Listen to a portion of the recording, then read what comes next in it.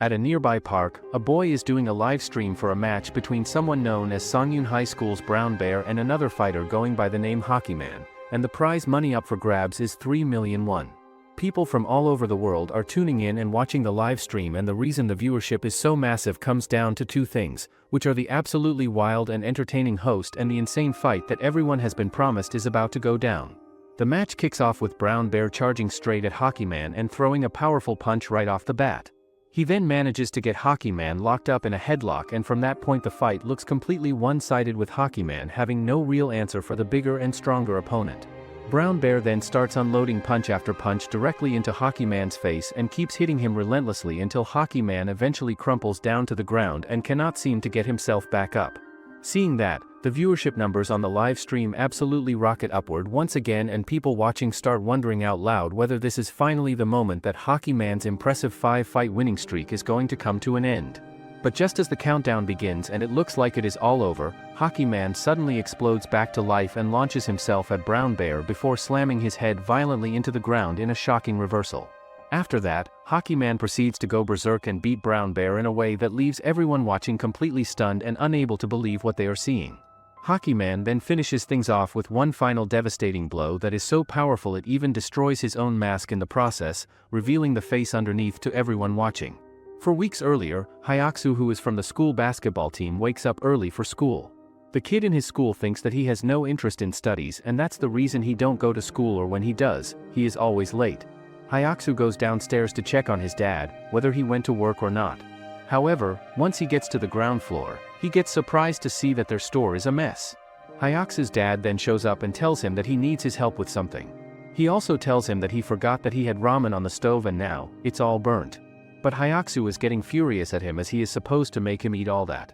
Hayaku then tells him not to change the subject and tell him what happened to the store. Hayaku's dad then tells him that some kids from the Daeyoung High School hockey team made a fuss because they thought he sold them lousy equipment. Hearing that, Hayaku completely freaks out and cannot believe what he is being asked to do, but his dad tells him to settle down and calm himself because these people are still paying customers at the end of the day and need to be treated as such. His dad then explains that he needs him to go and make a delivery run all the way to Daeyoung High School, which makes Hayaku even more worked up and furious than before because now on top of everything else they are being asked to run a delivery for the very people who caused all this trouble in the first place. Hayaku finally lets out a frustrated breath and grabs the gear, telling everyone that fine, he is going to make the delivery and get it over with. After that, he heads out toward the school and spends the whole trip thinking to himself about how kids from a prestigious school like that could possibly have such terrible and disrespectful behavior. Sometime later, he finally arrives at Daeyoung High School and walks in asking who exactly placed the order for the hockey gear.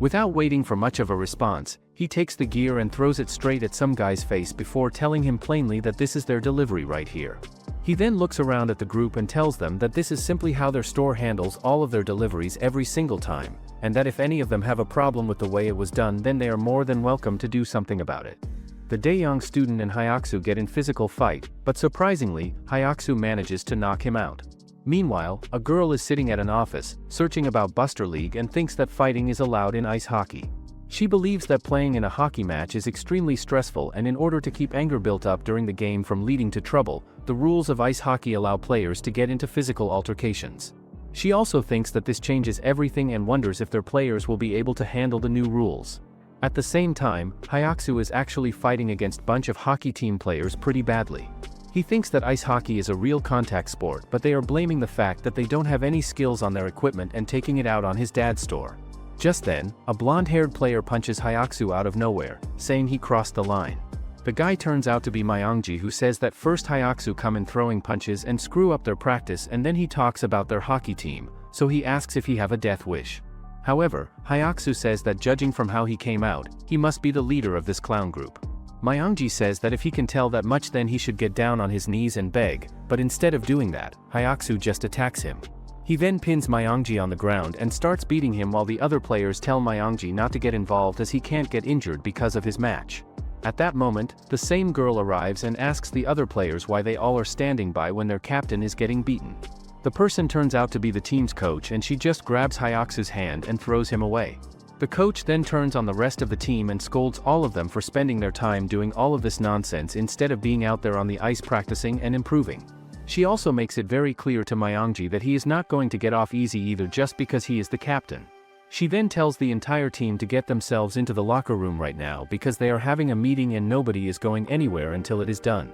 After that, the coach walks into the locker room still visibly furious and lets them all have it for the way they have been losing lately and the embarrassing state their game has fallen into. She breaks down the numbers and tells them that their possession rate has dropped below 35% because they keep losing the puck every single time one of their players gets body checked, which is a fundamental problem that should not be happening at this level. She then specifically calls out Myongji for getting himself pulled into a fight instead of stepping up and shutting it down the way a captain is supposed to do when things start getting out of hand. She also delivers a very serious warning to the entire room, telling them that if they lose their next scrimmage against Kyungdong High, she is going to make the decision that this team is simply beyond fixing and she will use her authority to bring in completely new players from outside to replace them. Later that same day, Hayaku heads back to his school and is watching and cheering for the other players during a basketball match when one of the players named Jooyoung pulls him aside and informs him that the coach has decided she is not going to let him play anymore, and that because of that he wants Hayaku to leave the team.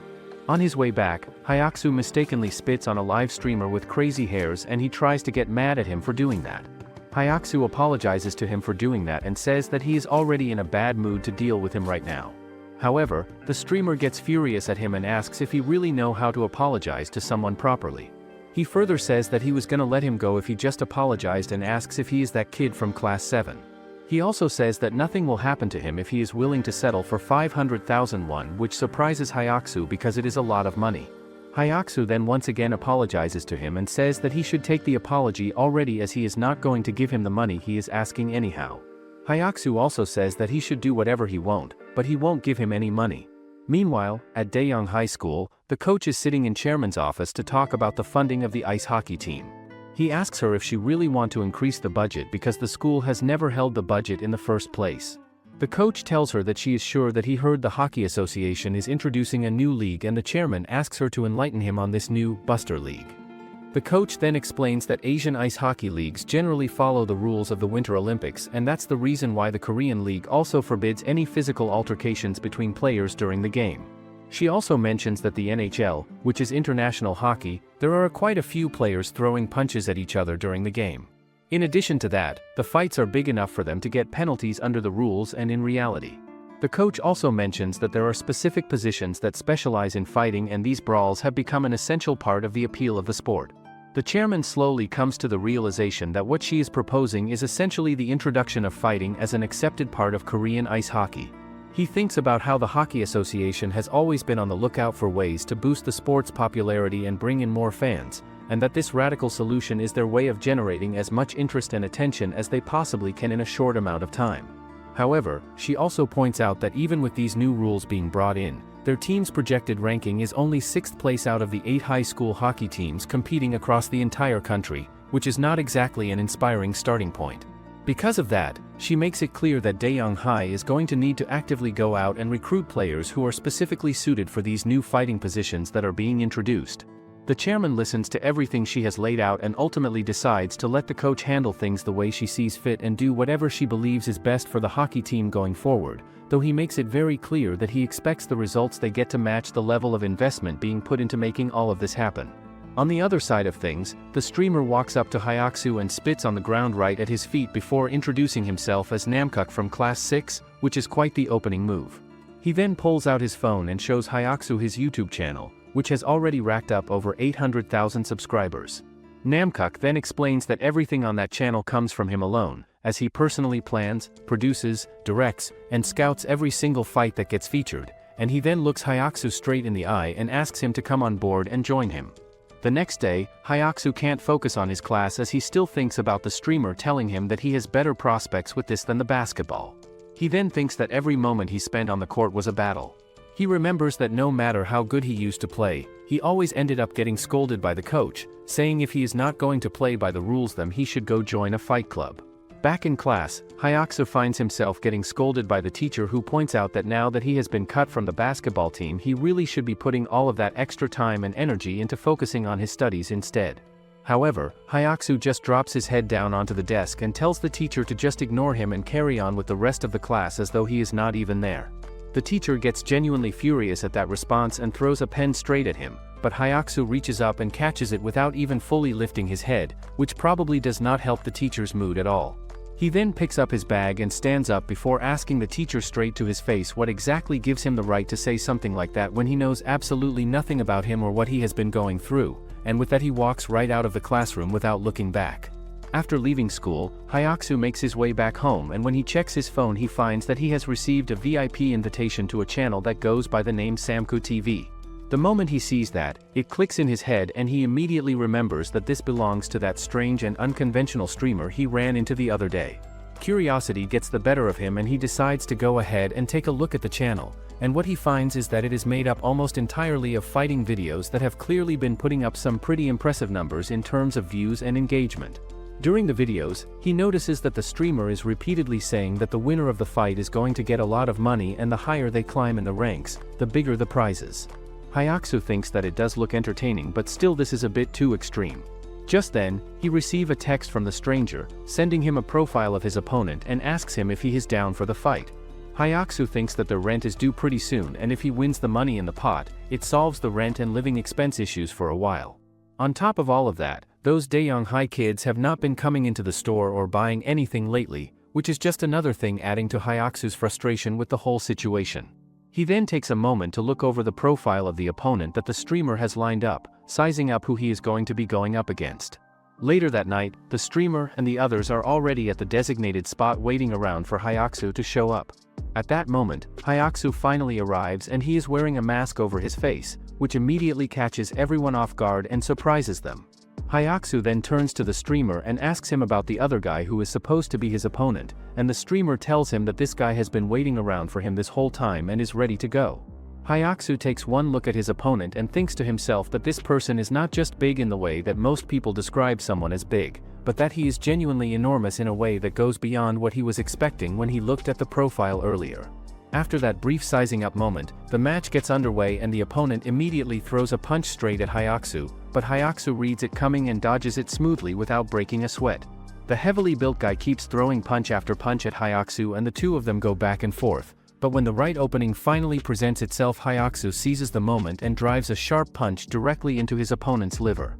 After that, Hayaku throws an immediate counter punch that catches everyone watching completely off guard and by surprise. When he tries to follow it up with another punch, the big guy blocks it and leans in close, telling Hayaku that he knows exactly why someone like him ends up at a street fight like this. He then grabs Hayaku and smashes him down onto the ground hard before telling him that he knows all about how he got his spot kicked away from him on the basketball team. Seeing Hayaku laid out on the ground like that, the streamer turns to his viewers and points out that there is a very good reason why this massively built guy has been winning 3 fights in a row, because from the looks of things Hayaku does not seem like he is going to be able to recover from that blow to the head at all. The countdown then begins with pretty much everyone watching fully convinced that Hayaku is done and that this is going to be his first loss, but when the count reaches 5 he suddenly explodes back to life and claps both hands hard against the sides of the opponent's head at the same time. After that shocking turnaround, Hayaku goes on the offensive and beats the opponent without showing even a hint of mercy before finishing him off completely with a sharp and powerful uppercut that ends the whole thing right there.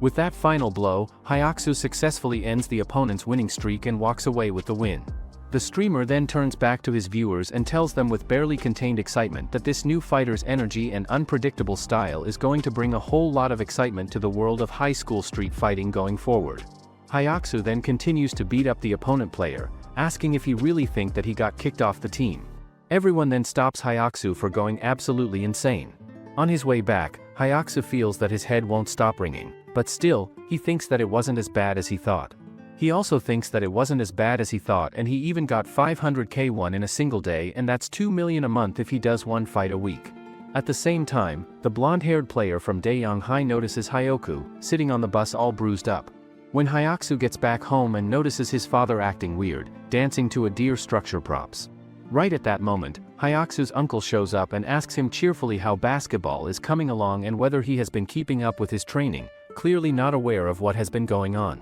However, Hayaku brushes the question off entirely and tells his uncle straight out that he is going to be the one taking care of the shop from now on, and that is just how things are going to be. His uncle looks him over and notices the injuries on him before telling him to put something on those cuts and bruises before they get any worse, adding that as an athlete he really needs to take better care of his body than this. Hayaku thinks to himself that he is no longer an athlete and that chapter of his life is closed, but he also thinks that even though he knows his uncle hates seeing him get into fights, he is going to show everyone just how far this new path is going to take him. The next day, Daeyoung-hai's coach goes out and approaches a player about her new type of plan for the team that involves incorporating fighting into their style of play. After getting turned down flat by the player, she finds herself sitting alone on one of the benches and starts scrolling through social media to pass the time. While scrolling, she comes across a fight clip featuring Hayaku going up against the Daeyoung fighter who ended up losing, and she finds herself watching it all the way through before clicking on more of his clips one after another. She then leans in and gets a closer look at his face before suddenly realizing that he is the exact same guy who got into a fight with her team not that long ago.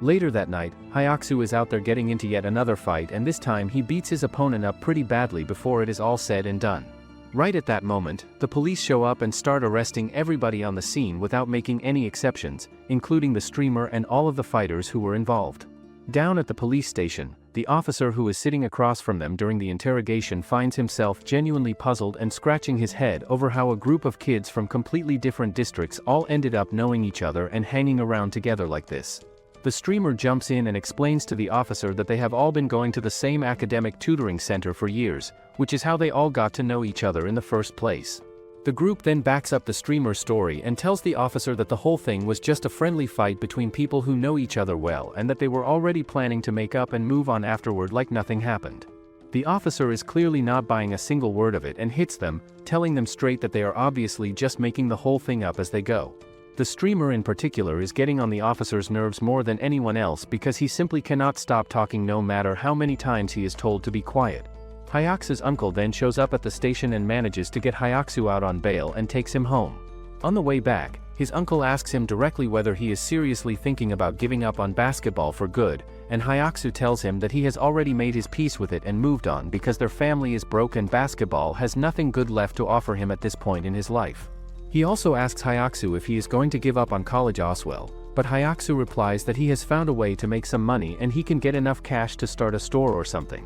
Hayaku's uncle then asks him if he is talking about Samku TV, surprising him. He also asks him how long he thinks this whole setup is going to last, and Hayaku replies that if he can pull in around 6 million a month from it, he is going to have a serious head start over pretty much everyone else his age, and that makes it worth pursuing in his eyes. Hayaku's uncle then pulls the car over near a park and tells him to get out and step outside for a minute. He tells Hayaku that since he has clearly made up his mind about making money through fighting and is serious about it, he can respect that as a personal decision, but that as a fellow athlete himself he simply cannot just sit back and watch him go down that road without at least doing something about it first. Hayaku's uncle then squares up and engages him in a fight right there on the spot, explaining that as a taekwondo master he wants to check for himself whether Hayaku can actually back up all this talk about fighting or whether he has been overestimating himself this whole time.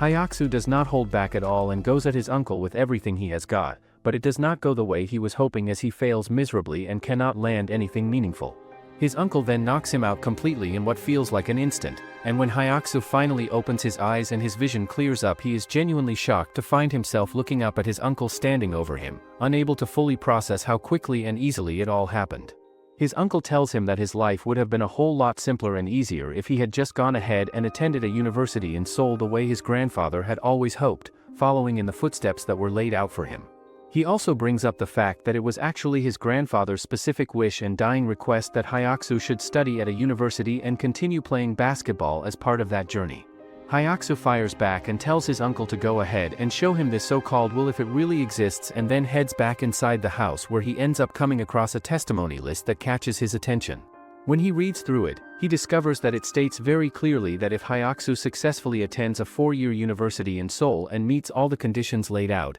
he is going to inherit a 5-story building located in Jinwangdong, which is no small thing by any measure. Hayaku immediately gets on the phone and calls his uncle, demanding to know why his dad made the decision to keep something this important hidden from him all this time. His uncle responds by saying that his dad must have tucked it away somewhere without telling anyone, and then drops the uncomfortable truth that if Hayaku fails to meet the conditions laid out in the will, the building automatically passes over to him instead. Hayaku then admits out loud that he got kicked off the basketball team, and says that if he had known about any of this he would have been a whole lot more careful about the choices he was making. His uncle then tells him not to lose hope just yet because there is still a way forward and reveals that the path Hayaku is now going to take involves playing hockey.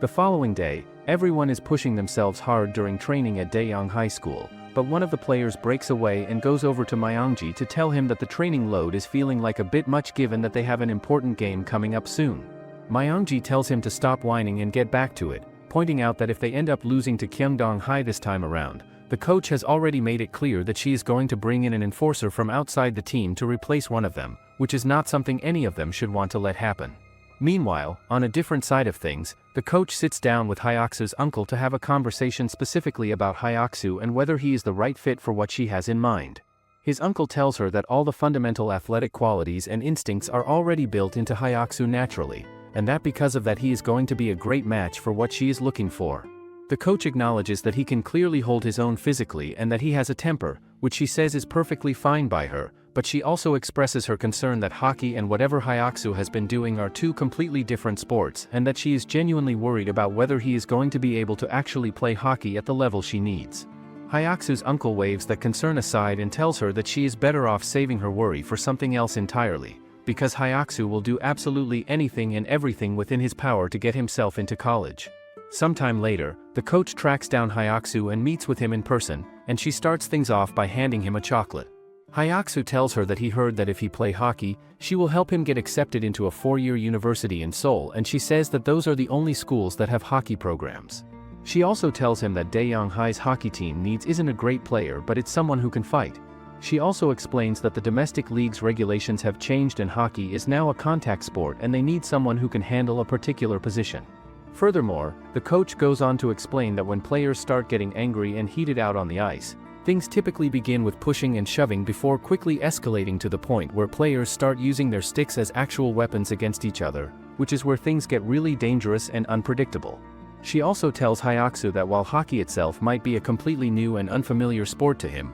what she is asking him to do out there is essentially the same thing he has already been doing, and she makes it clear that she already knows from what she has seen that playing outside of the rules and getting physical when things get intense is basically his specialty. Finally, the highly anticipated match between Daejeong High and the opposing team gets underway. Myongji thinks to himself as he steps onto the ice that these new rules and new positions are not going to intimidate him or throw him off his game no matter what, because at the end of the day all he needs is skill and that is something nobody can take away from him. One of the opposing team's players then shoves Chanwoo hard, which immediately gets Chanwoo fired up and furious. The opposing player then starts running his mouth and mocking Chanwoo, which pushes him right over the edge, and Chanwoo responds by throwing a punch at him, which results in the team getting hit with a minor penalty. The match then continues with one of the other team's players skating up to Myongji and telling him that he absolutely loves this new rule system, but Myongji looks back at him without flinching and tells him straight that they are going to win this game no matter what it takes. The match then begins with both players going after hockey puck, but then, Daejeong's Hyung-sup manages to get it on time. He then looks in front of him and finds the other team's massive guy Woo and gets scared. While he is too busy to focus, the opponent player manages to steal puck from him and goes forward. At that moment, Myongji thinks that psychologically they are still lacking somewhere and the rules aren't there to protect them anymore. There's a psychological terror of knowing any one of them could be next and it's eating away at them from the inside. He thinks that now the only thing he can do is watch the match powerlessly and see how his team is going to get beaten by others. In the end, Daejeong High ends up losing the match. Inside the locker room, Daejeong players think that something is wrong because the other team is the one that started the fight. Hearing that, Myongji gets furious and asks them if they even read the rules for Buster League and asks why they don't understand the reason they have been focusing on training. He also says that the number 7 player of the opposite team for the past 2 years, he wasn't even a starter but today, he played the whole game. Myongji explains that the reason he was there was to start fights and now he thinks that no matter what they are going to do,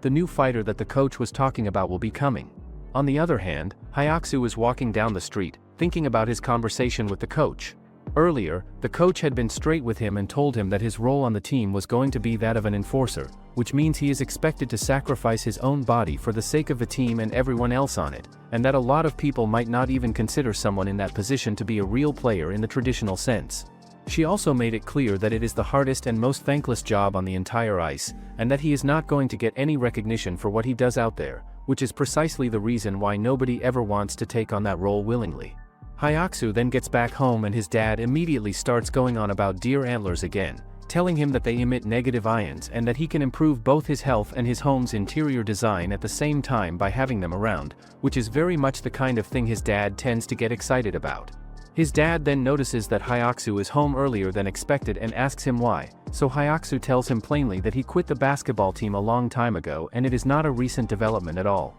Hearing that, his dad freaks out for a moment before his mind suddenly jumps to the building from the will and he gets genuinely excited thinking about what that means for him. But then Hayaku completely catches him off guard by saying that he is planning to get into college by playing ice hockey instead and that the coach from Daeyoung High has already scouted him and brought him on board. His dad then does a complete 180 and starts trying his hardest to talk Hayaku out of going to college entirely, telling him that he really would not mind at all if he skipped college, all while thinking to himself that if Hayaku does not meet the conditions of the will then that 5-story building is going to come straight to him instead. Finally, the day arrives when Hayaku officially transfers over to Daeyoung High School, and before heading out he tells his dad to hold things down and take care of the store while he is away. On his very first day there, a group of girls immediately takes notice of him and starts developing crushes on him because of his good-looking and eye-catching hairstyle that sets him apart from everyone else. Another girl joins in and says that is exactly what makes him so attractive, and she starts wondering out loud whether she would have the nerve to go up and ask him for his number.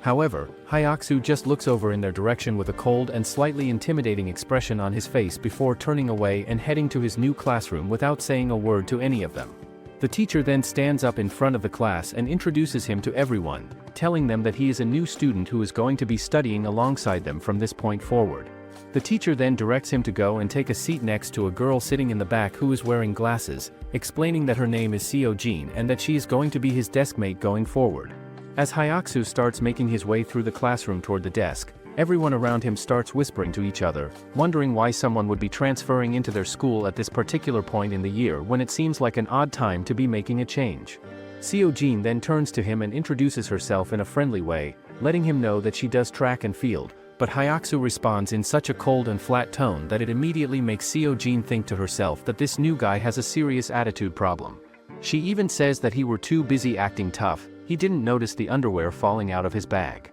After that, the annoying girl starts making fun of him, saying his cool image didn't even last 5 minutes. After class, Hayaku goes back to dorm to find his room and turns out, he has a roommate whose name is Hyuntae and he is on the ski team. Hayaku then tells him that he is in the hockey team, which surprises Hyuntae, and he thinks that he never thought he would see the day when he would be living in the same room as Daeyoung High royalty. After meeting his new roommate and getting settled in, Hayaku decides that the most important thing he needs to check out right away is the food situation at the school cafeteria, because that is going to tell him a lot about what his life at this new school is going to be like on a day-to-day basis. As it turns out, the food at the cafeteria is actually genuinely great and he wastes absolutely no time in loading up his tray and eating as much as he possibly can while he has the chance. While he is sitting there eating, Hayaku turns to Sio Gene who is nearby and asks her what she is doing living in the dorms, and she explains to him that her track and field practice sessions are scheduled in the evening, which makes staying in the dorms the most practical option for her. Sio Gene then opens up a little and tells him that ever since she was a little kid, one of her favorite things to do has always been running on the treadmill. She also says that she genuinely loves that refreshing and almost liberating feeling that comes from pushing yourself to run until you are right on the edge of completely collapsing from exhaustion. Later that night, as Hayaku is lying in bed trying to fall asleep, his mind drifts to thoughts of Sio Gene and his new roommate and everything he experienced on his first day. He finds himself thinking that going to this new school is actually not nearly as bad or as rough as people made it out to be before he got there. Later that day, Hayaku visits the coach who says that he lose a lot of body head out on the ice, so he need plenty of time to warm up. She tells him that from now on, he need to be here 20 minutes early. Hayaku then tries on the uniform of Daeyoung High that actually fits him quite well. Later, the coach introduces Hayaku to the team, saying he has some previous experience playing basketball and his position will be enforcer. Seeing him, everyone in the room gets surprised because he was the one who took on all of them and stood his ground. Hayaku then gives a terrible introduction that mocks everyone. The coach then shouts at everyone and says that they are going to have to respect each other and trust that they have each other's backs. The coach then tells him to give a proper introduction now, and Hayaku gives a proper introduction, saying he is a junior at this school and he will be playing on the team. He further explains that his specific job on the team is going to be getting in the way of the other team's star players and making life as difficult as possible for them, while at the same time keeping all of his own teammates safe from the kind of rough and physical play that can derail a game. Hearing that, Myongji extends his hand forward and introduces himself properly, telling Hayaku that he plays center forward out on the rink and that he is the captain of Daeyoung High's ice hockey team. After the introductions are out of the way, the coach steps in and announces that it is time to get practice underway, telling everyone that players with odd-numbered jerseys and players with even-numbered jerseys are going to take turns practicing passing in 10-minute intervals, and that as for Hayaku specifically, he is going to be spending his time practicing skating and nothing else until he gets more comfortable on the ice. Afterward, Hayaku gets back to skating and works on keeping things going while the coach stays close by and helps him out, telling him that he needs to keep his speed steady and consistent rather than going fast and then slowing down. The coach thinks to herself that he actually has a surprisingly good natural feel for skating already, but that he is going to need a whole lot more practice before he is anywhere near where he needs to be, and that doing laps around the rink over and over again is really the only reliable way to get there. Once the coach moves on and leaves them to it, Myongji skates over to Hayaku and asks him to come join the rest of them for some passing practice. When Hayaku gets to the center of the rink, Myongji starts explaining to him about the puck and how it functions as the equivalent of a ball in hockey, but Hayaku thinks to himself that he already knows what a puck is and does not really need the introduction. Feeling confident in his natural athletic instincts that have been developed through years of consistent training and competition, Hayaku goes ahead and passes the puck over to Myongji. Myongji thinks to himself that the pass was not bad at all for a beginner, but that Hayaku needs to understand that he should not be hitting it with that much force because in hockey you need to push the puck forward with a gentle and controlled touch rather than blasting it. Myongji then proceeds to shoot the puck so incredibly hard that it flies straight into Hayaku's chest and hits him with a solid and painful impact. Hayaku then ends up falling on the ground all because of a puck that has a thickness of 25 mm and weight of 150 gram, and hockey puck is known as the most dangerous object in sports. It turns out, if someone is hit by one with no protection, they can easily die from the trauma. Hayaku then gets furious at Myongji and asks him if he called this passing practice, because he was gonna forget about before, now that they are gonna be teammates. Myongji then tells Hayaku straight that if he keeps causing trouble and making things difficult for the rest of the team, he is not going to just stand by and let it slide without doing something about it.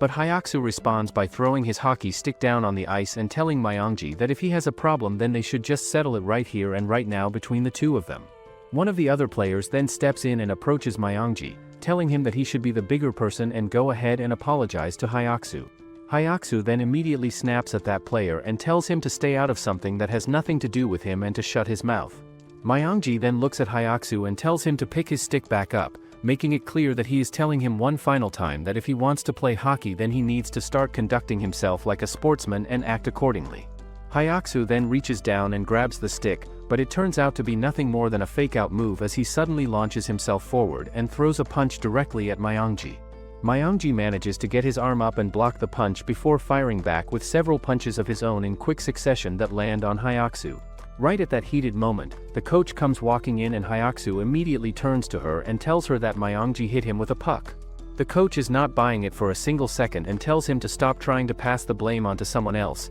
and then lays down the rule clearly by telling him that in hockey when a player earns a penalty they go straight to the penalty box, and that is exactly where he is going right now, and that he is not to come out until she personally tells him he can. As for Myongji, she tells him to get back out there and continue with practice. Later that day, Hayaku heads out to the running area and finds a spot where he tries to get some rest and sleep, but Sio Gene happens to come running past and spots him lying there. He tells her that he got kicked out of the ice rink and sent away, and she keeps poking at him and being persistent about it, telling him that there is clearly something more going on that he is not sharing with her. Sio Gene then reaches into her bag and holds out a protein bottle toward him, telling him that it is good for him and that he should go ahead and have some. She then takes the opportunity to give him a piece of her mind, telling him straight that he is not going to last very long in sports if he keeps jumping into a fight every single time an opportunity presents itself. In addition to that, he thinks that he does not need to go around trying to prove himself every time someone manages to get under his skin or rub him the wrong way.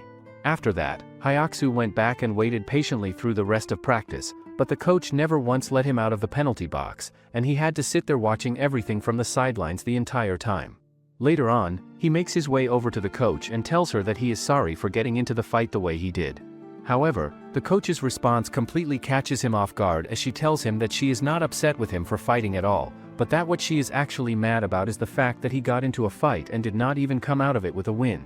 The coach then goes on to say that he can actually learn a surprising amount just from sitting in the penalty box and watching how the game unfolds from that vantage point, because from there he has a much wider perspective on everything happening on the ice and he can look at himself and his own play much more clearly and objectively than he can when he is right in the middle of the action. She then asks him what he thought about the sparring session and how he felt it went, so he tells her honestly that if it were not for the skates making everything so much harder to balance on, he would have knocked her out without too much trouble at all. The coach nods and tells him that he is actually right about that, because when you have your feet planted firmly and solidly on the ground you can generate a whole lot more power and force behind each punch compared to trying to do the same thing while balancing on blades. She also points out that the kind of fighting he has been doing out on the streets up until now is essentially going to be useless to him in this new context and that he needs to understand that going in. Hayaku then asks her whether there are any other methods or techniques he can pick up and learn specifically for this role, wondering if there is some kind of special fighting style that enforcers typically use. The coach then lays it out plainly for him, explaining that he cannot use an opponent's strength and momentum against them the way you would in judo, and that wrestling techniques are completely off the table as well, and that when it comes right down to it the only thing he is really allowed to work with in this context is boxing. She points out that there is only so much boxing technique that can realistically be applied and executed effectively when you are trying to do it all while balancing on a pair of skates at the same time, which adds a whole extra layer of difficulty to everything. Later that night, Hayaku is still lying awake and thinking about how he ended up losing to a guy who by all accounts does not even really know how to fight properly, and that thought does not sit well with him no matter how many times he turns it over in his head. At the same time though, he also thinks to himself that the fact that he was able to go toe-to-toe with someone like that while being on skates for the very first time in his life was actually a pretty solid result,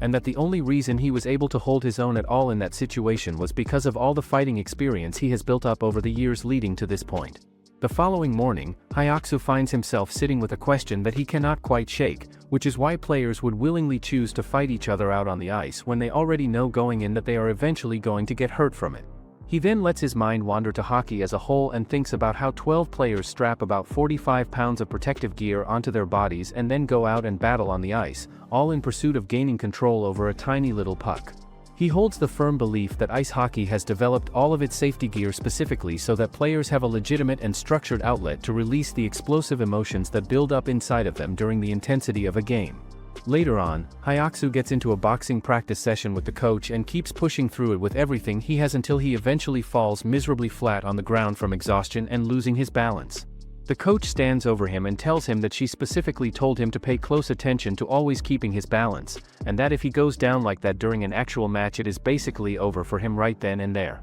After grinding through a solid stretch of training together, the coach tells him that for the next 10 seconds they are going to go ahead and try some real sparring to put everything he has been working on to the test. As time goes on and he keeps at it, he gradually starts to improve and eventually manages to land a punch on the coach as well, though it connects through the safety pad she is wearing rather than directly. The coach then thanks him genuinely for coming in and putting in the work on a weekend when he did not have to and tells him to keep practicing on his own in the meantime so that he does not lose the feel and rhythm he has been building up. He then looks at her and asks her honestly whether he really has the potential to make something out of this, and the coach tells him straight that he absolutely does, and that is exactly the reason why she went out of her way to bring him here in the first place. Hayaku then gets a text from a number he does not recognize at first, but it does not take him long to figure out that the person messing around and texting him is none other than Sio Gene. She asks him whether he has had lunch yet, and if he has not she suggests that they could go and grab something to eat together. Hayaku finds himself genuinely puzzled and wondering why she would want to have lunch with him when the two of them barely even know each other properly,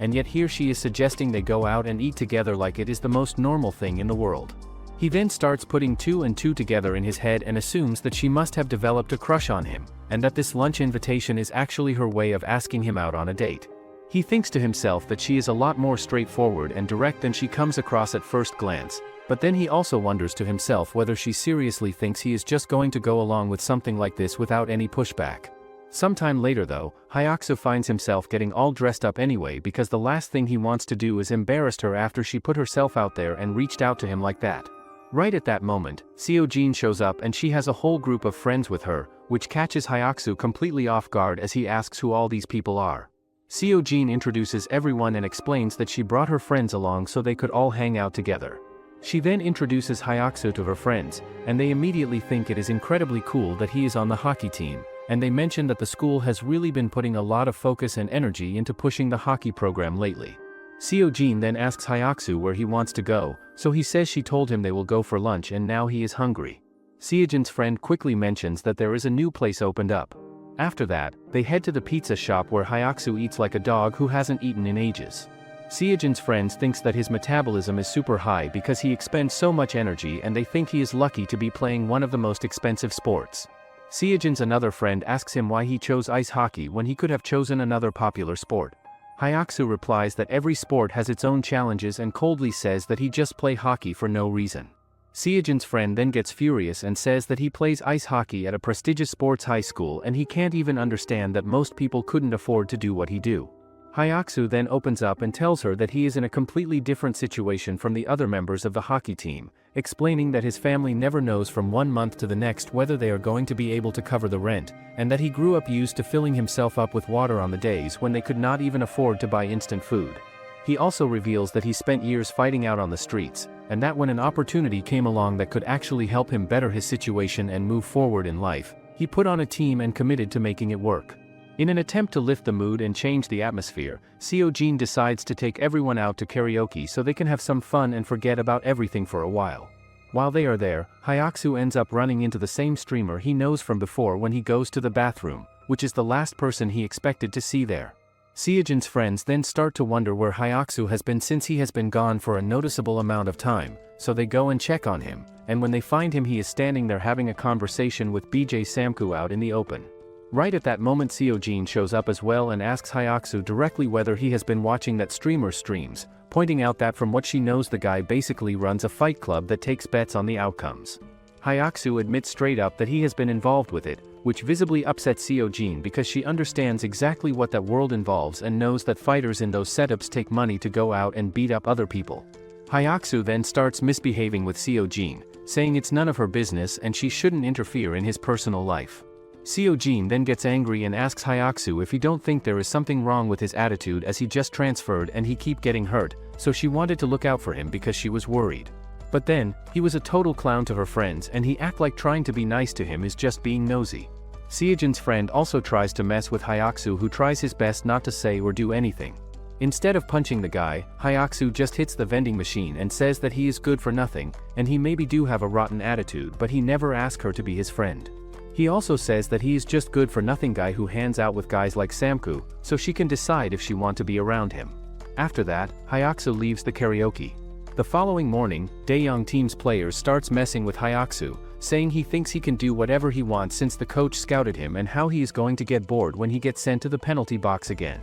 Hearing that, Hayaku gets furious and spits on one of the guy's face and turns the situation even worse. Hayaku then scares the glasses guy and says that he don't want any trouble here, so they should just get along. After that, everyone gets ready for practice session, and they are going to play 4-on-4 for one period. She also tells Hayaku that he will be playing on the left wing today and even if he doesn't do great, he should get used to the pace of the match. Hayaku thinks that unlike soccer, ice hockey has unlimited substitutions and the reason is that playing with over 20 pounds of protective gear while moving continuously on the ice is hard for even pro players to keep up for more than 5 minutes. The match then continues with Hayaku trying his best to mess with Myongji, who doesn't care about him and just pushes him on the field. Hayaku thinks to himself that a body check delivered by a fully padded player does more damage to his stamina than pretty much anything else he has experienced, and that the force of it feels something like being hit by 30 baseball bats all at the exact same moment. Despite feeling all of that, Hayaku refuses to back down and charges straight toward Myongji in an attempt to block him all on his own, but it does not go anywhere near the way he was hoping and he fails completely. After that, a bunch of the other players start deliberately shoving and body checking Hayaku while they are skating around, and after taking hit after hit like that he eventually ends up going down hard on the ground. Everyone around him then starts laughing and making fun of him, saying that he is nothing more than a fake enforcer who does not belong on the ice. They keep going and say that he is completely useless out there and that the least he could do is stop being such a troll and a clown about everything since he is not contributing anything meaningful. Hearing all of that directed at him sends Hayaku right over the edge and he snaps, grabbing his stick and bringing it down on one of the guy's heads before he can stop himself. After that Hayaku storms out and goes back home in a blind rage, throwing things around the room and making a mess of everything. As it turns out, before he left the rink the coach had already slapped him across the face for hitting his own teammate with the stick, and told him straight that if he does not want to be part of this team, then the door is right there and he can walk out through it whenever he feels like it. The next day, Hyaksu's roommate asks him what happened,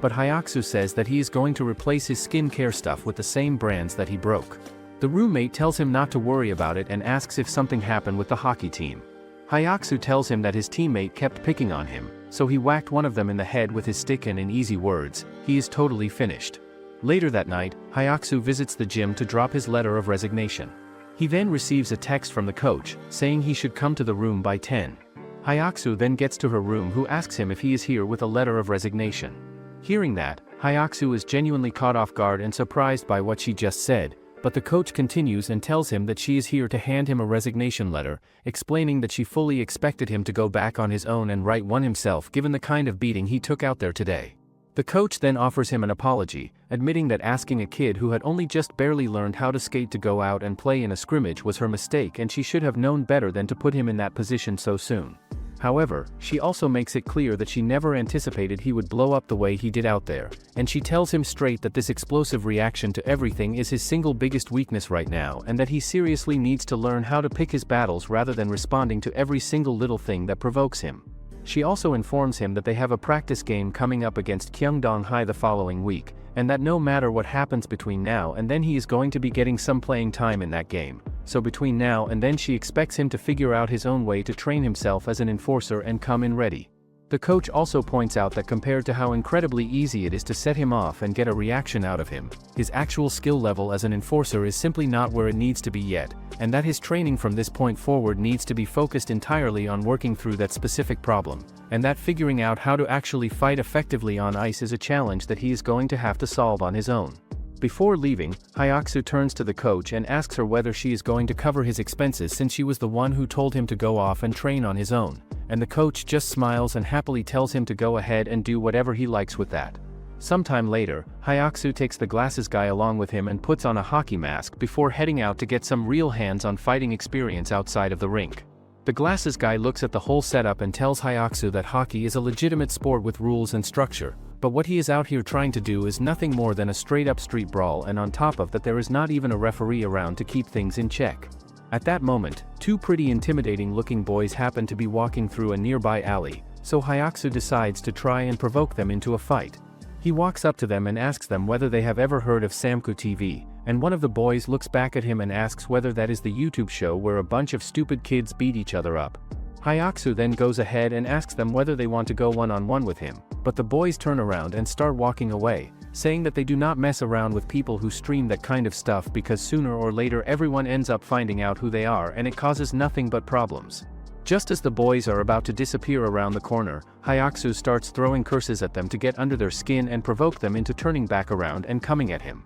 Earlier, Hyaksu had met up with his uncle who asked him whether he was fitting in and settling down properly at his new school, and Hyaksu told him with full confidence that he pretty much owns the place already. Back in the present moment, Hyaksu gets into a fight with some boys who look at him and think that he is nothing more than a little guy who just runs his mouth without being able to back it up. As it turns out though, Hyaksu ends up on the ground after just a single punch, and the reason it went so badly comes down entirely to the fact that he is wearing those skates which completely throw off his footing and balance in a way he was not prepared for. Hyaksu then picks himself back up and goes in for another punch, but things do not go any better the second time around and he ends up getting beaten again without much trouble. Sometime later, Hyaksu turns to the glasses guy who has been watching everything and tells him straight that he simply cannot stay on his feet properly because of the skates and that he cannot keep letting things go on like this because it is going nowhere fast. The glasses guy then hands him a corn dog that Hyaksu had asked for earlier, and Hyaksu tells him to enjoy himself and have a good time because if it were not for him showing up and being there,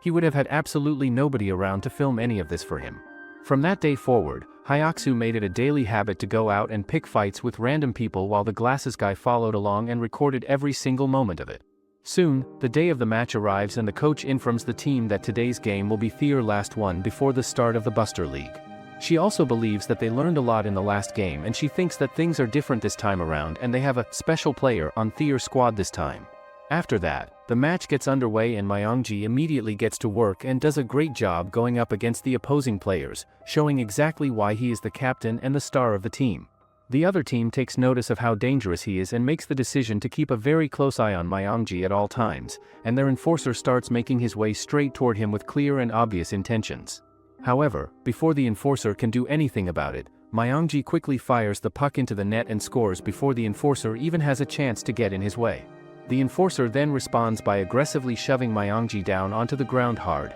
and everyone watching wonders out loud whether this guy simply does not care about getting a penalty called on him at all. The coach uses that moment as a teaching opportunity and explains that this is exactly what an enforcer does and what the role is all about, pointing out that they might not be the most skilled or talented player out on the rink but that they have the very real ability to determine the final outcome of a match through the way they use their physical presence. She also points out that Kyungdong's enforcer is playing his role to absolute perfection right now, and rather than trying to go at him head-on and match him blow for blow, what Hayaku needs to be doing is focusing on protecting their star player and keeping him safe so he can keep performing. Now it is Hayaku's turn to step onto the ice and get into the game, and he skates out there with a look on his face that makes it very clear he is ready to destroy absolutely everyone who gets in his way. After that, the opposing team's enforcer starts getting in Myongji's face and mocking him, telling him that he should just go ahead and take a rest because from where he is standing it looks very much like Myongji is holding back some serious pain and struggling to keep going. Right at that moment, Hayaku skates over and gets right in the opposing enforcer's face,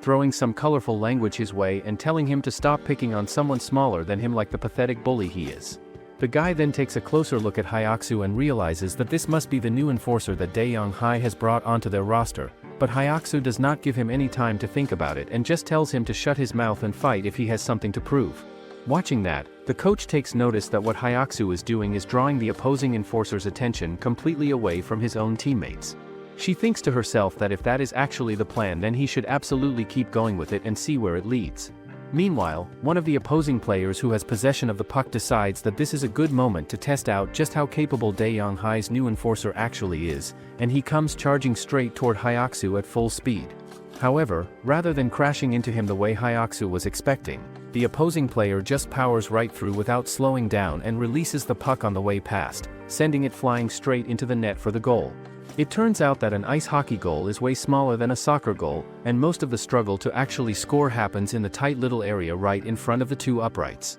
Because of that, zone defense ends up being a much better choice than man-to-man defense. The Daeyoung players then get furious at Hayaku for giving up a goal the moment he steps onto the ice. The guy with glasses tells Hayaku that if he does not have the technique to stop someone, he would be better off just putting his body in front of the goal and blocking that way. Myongji then steps in and lets them know that because of that goal, they are now tied with the other team. He also tells Hayaku that if he really wants to let out his anger, he should take it out on the big heavily built enforcer playing for the other team.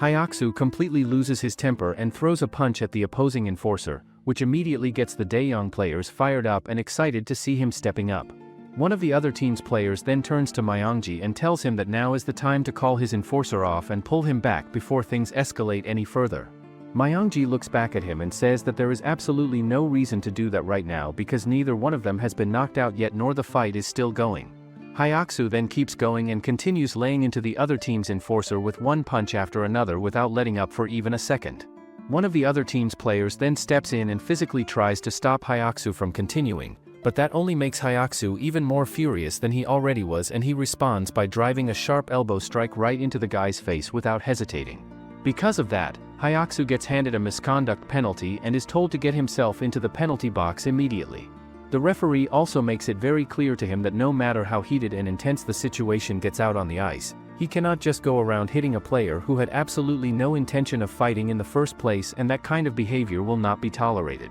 After the match wraps up, the coach pulls Hayaku aside and tells him that once the Buster League gets started, universities are going to start showing up and scouting new players to bring into their programs. She then looks him dead in the eye and asks him whether he is planning on making the same kind of careless mistake when that time comes, and Hayaku apologizes to her for what happened. The coach says that as a punishment, she has decided to limit his practice on campus for a week and tells him not to take this lightly just because he is getting away with a slap on the wrist. Before he leaves, the coach tells him to go and apologize to the other team's captain and he should go get it done today as he is going to have plenty of free time while he is banned from practice. Later that day, Hayaku visits the captain of the other team in hospital and apologizes him for his behavior earlier. However, the captain says that this isn't the kind of thing he resolve with some little apology and asks what if he can't play in this year's Buster League. It turns out, the captain was joking and says that he is going to help him with practice now since he got banned himself. The captain tells him straight up that he cannot just sit around doing nothing and resting,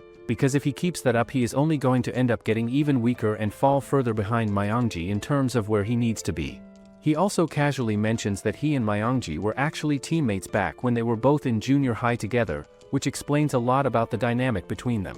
He then flexes a little and says that he pretty much taught Myongji everything he knows about hockey, which he seems quite proud of. The captain also says that he is genuinely curious about what kind of training Hayaku has been doing with him back at Daeyoung High and what their sessions look like. Hayaku then makes up a quick lie and tells him that he and Myongji actually get along really well together, keeping a completely straight face about it. Furthermore, Hayaku turns the tables and asks him why he seems so particularly interested in Myongji and what the deal is there, and the captain responds by telling him that he can already tell just from watching him that Hayaku has not been playing hockey for very long at all, and then offers to be someone Hayaku can come to if Myongji ever gives him a hard time about anything. The captain then proposes a deal where he will teach Hayaku how to properly play hockey, and in exchange Hayaku teaches them how he trains as an enforcer. However, Hayaku is not interested in that arrangement at all and turns away and walks off, but as soon as he steps outside he runs straight into Sio Gene standing right there. Hayaku tries to reach out and interact with her but she just completely ignores him, and he thinks to himself that he really cannot blame her for that given everything that happened between them. Ever since that incident the two of them have not exchanged a single word and have been making a point of not sitting next to each other either, which has made things noticeably awkward. Hayaku then walks over to the dorm and tries to push the gate open but it does not budge, and Sio Gene then speaks up and informs him that the curfew for the dorm is 10 in the evening. She also adds that even if he does manage to get inside, going in after 10 automatically earns him 10 penalty points, and once a person racks up 20 of those points they get kicked out of the dorm entirely. Hearing that, Hayaku completely freaks out and cannot believe what he is hearing, wondering out loud what kind of ridiculous rule that is supposed to be. Sio Gene then admits that she is in a bit of a difficult spot herself and that if she gets caught coming in late this time she is going to get kicked out too. She also mentions that she asked one of her friends whether she could stay over at her place tonight but the friend said it was not possible. Hayaku then wonders out loud which girl she is even talking about, and Sio Gene starts laughing and points out that he does not even know the name of the girl who sits right next to him in class these days. Hayaku then realizes from the way she is laughing and talking that Sio Gene is actually not all that mad at him anymore and that the two of them can finally get back to a normal place. He then asks her whether she has had dinner yet, and Sio Gene says she has not and cheekily asks whether he is going to take her out on the town. Sio Gene then explains that she just lost track of time again while she was out running, and Hayaku simply looks at her and asks her what she wants to eat. After that, the two of them head over to a Korean barbecue place together to eat some meat and Sio Gene genuinely enjoys the meal that he is treating her to. Hayaku then takes the opportunity to apologize to her for the rude things he said to her that day, which clearly had been sitting on his mind for a while. Sio Gene then picks up a piece of food and tells him to open his mouth, saying that she owes him an apology too because he must have had his own reasons for acting the way he did, and she admits that she was being way too nosy about things that were not really her business. Later that night, Hayaku takes her back to his shop so that they have somewhere to sleep for the night. He gives her the bed so she can sleep comfortably and properly, but she immediately gets worried and asks him about his training the next day and the fact that he is not going to be sleeping in an actual bed himself.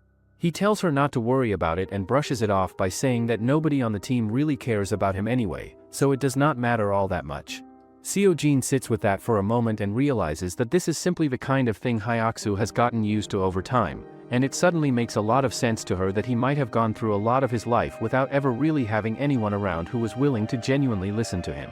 She keeps asking him questions one after another, but instead of actually answering any of them Hayaku finds his mind drifting off into a daydream about kissing her. The following morning, Hayaku wakes up having gotten absolutely zero sleep because of how incredibly loudly Sio Gene snores throughout the entire night. On the other hand, Myongji is getting himself ready to head out and is about to leave without even sitting down for breakfast, which immediately gets his sister worried and concerned about him. He tells her not to fuss about it and explains that he is about to get on a long bus ride and the last thing he wants is to eat something beforehand and end up with an upset stomach along the way. Sometime later, everyone piles onto the bus and gets settled in for the journey, and Hayaku is completely knocked out and sleeping the entire time without showing any signs of waking up. The rest of the team keeps looking over at him and wondering amongst themselves why he is sleeping through the whole trip, with some of them guessing that maybe he could not sleep the night before because the nerves were keeping him up. The coach then takes the opportunity to address everyone on the bus and tells them that they all already know that this year's league is a completely different situation from what they went through last year, and that because of that every other team they are going to face will have made changes and adjustments to their tactics that nobody has seen yet. She tells the boys that even though they do not have a game scheduled for today, that is absolutely no reason to relax and let their guard down, and she encourages them to get out and watch the other teams play so they can see what new strategies and plays are being brought onto the ice this year. Later on, the whole group arrives at the stadium where the announcer gets on the microphone and starts addressing the crowd and introducing everyone to the tournament. Hayaku thinks that he has been to countless competitions in his day, but this one feels different from all the others, and it could be the reason because everyone's aware of the new rules. He notices that the other teams have pretty much just grabbed the biggest guys they could find to pack their teams. The announcer then says that they will be commemorating this special event with a photograph of each team. After that, the first game of the Buster League is going to be between Kyungdong High versus Hewon High. The announcer goes on to explain that this is going to mark the very first time that a game is being played under full NHL rules right here in Korea,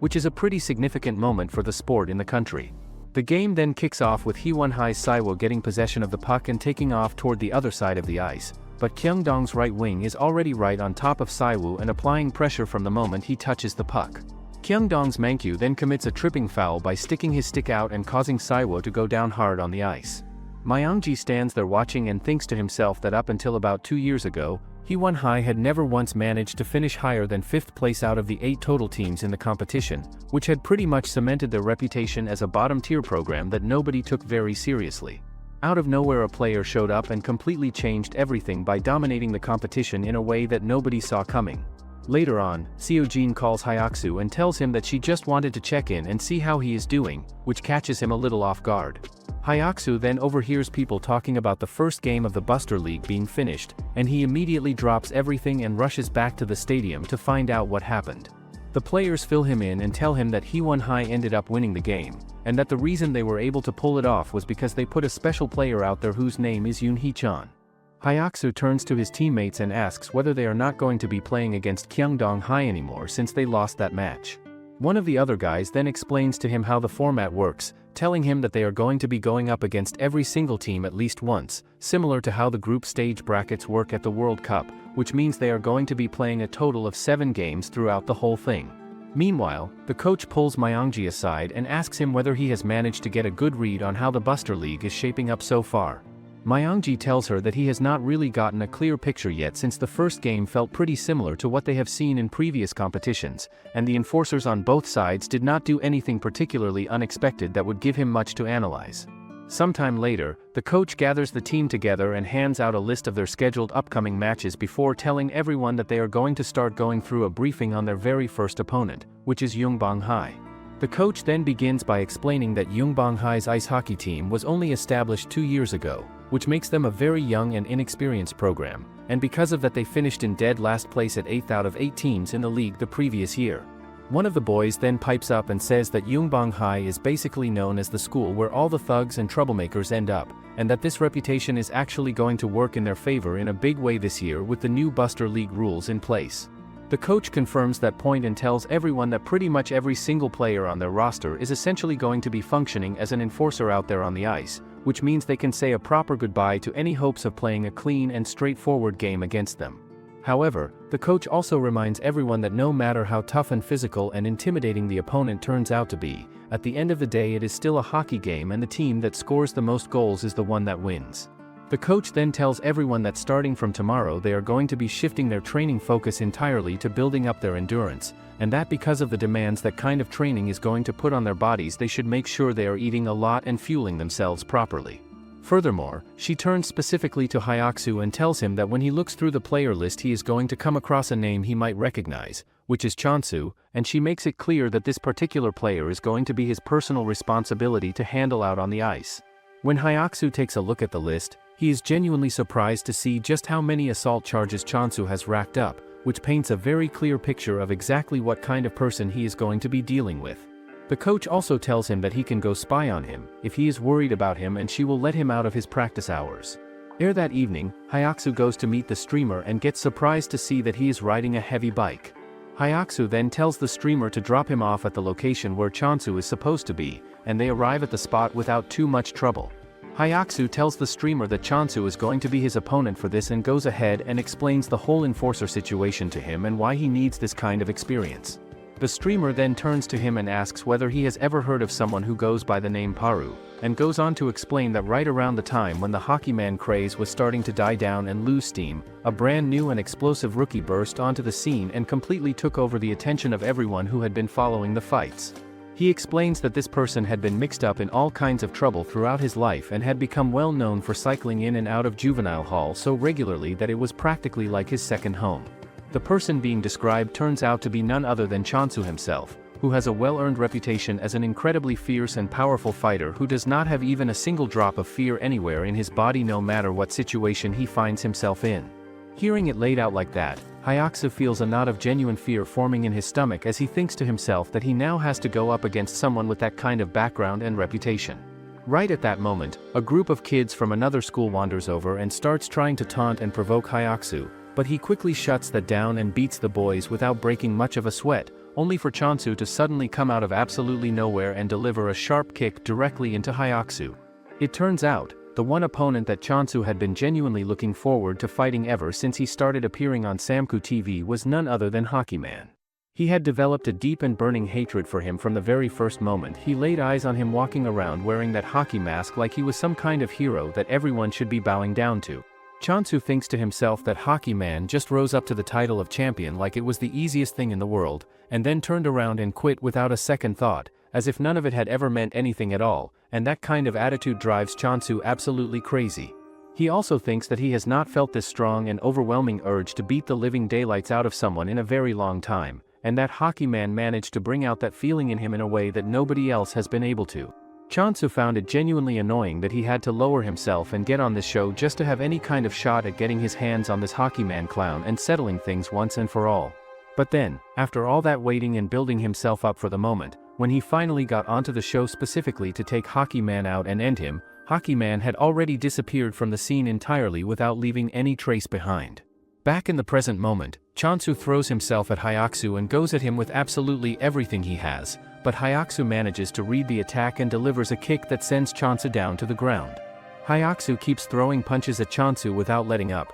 and watching that go down, the streamer can barely contain himself as he tells his viewers that Hockey Man and Paru are actually going at it right now in real time, and that this would absolutely be the title match of the century if it were happening on Samku TV in a proper setting. After that, both of them just keep going and brutally beating each other back and forth without either one backing down, and Chansu thinks to himself that Hayaku is totally living up to everything he expected and hoped for from him. He then grabs Hayaku by the hair and slams him hard down onto the ground to gain the upper hand. The streamer then grabs Hayaku and throws him onto the back of his bike before speeding off and getting them both out of there as fast as possible. Once they are gone, the boys who had been watching turn to Chansu and thank him for stepping in and helping them out, but Chansu sets them straight immediately and tells them that he was not doing anything for their benefit at all. He then looks at them and tells them that now it is their turn to serve as a punching bag for him, making it very clear that nobody is getting off easy today. The next day, the entire Daeyoung High team gets themselves together and prepared for their upcoming match, and the coach gathers everyone and tells them that it is going to be difficult to predict exactly how their opponent is planning to come at them,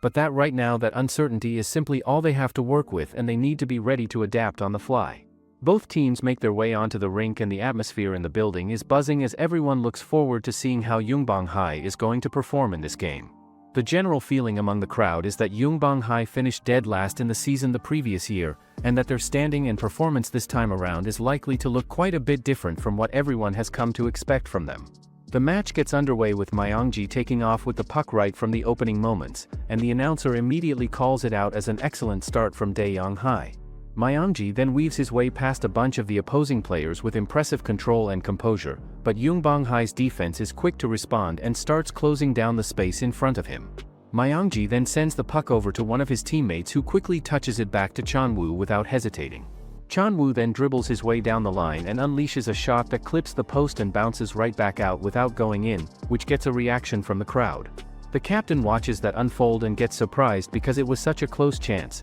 and she thinks to herself that her team is rushing the pace of the game way too much without any real reason to be playing that frantically this early on. Some boys sitting in the audience then start whispering to each other about how Yongbang-hai has not even managed to get a single touch on the puck yet, and they joke that they are dead last in the league as usual and nothing seems to have changed. It turns out, Yongbang's coach hears that and starts going all crazy. Seeing that, Hayaku asks the coach what kind of mob group are they running over there. The captain tells him that he's the chairman of Yongbang-hai and there's a rumor that he only introduced ice hockey to the school because he enjoys violence. The other Daeyoung player says that they are no match against them and how can a coach like that lead a proper team. However, the Daeyoung's coach tells him not to let his guard down because this is the Buster League and if they don't make this their game from the beginning, they could really shake things up for them. The match then continues with Yongbang player pushes one of Daeyoung's player aggressively which gets him a foul. Seeing that, Daeyoung players are furious because he slammed their player into the wall and all he gets is a 2-minute penalty.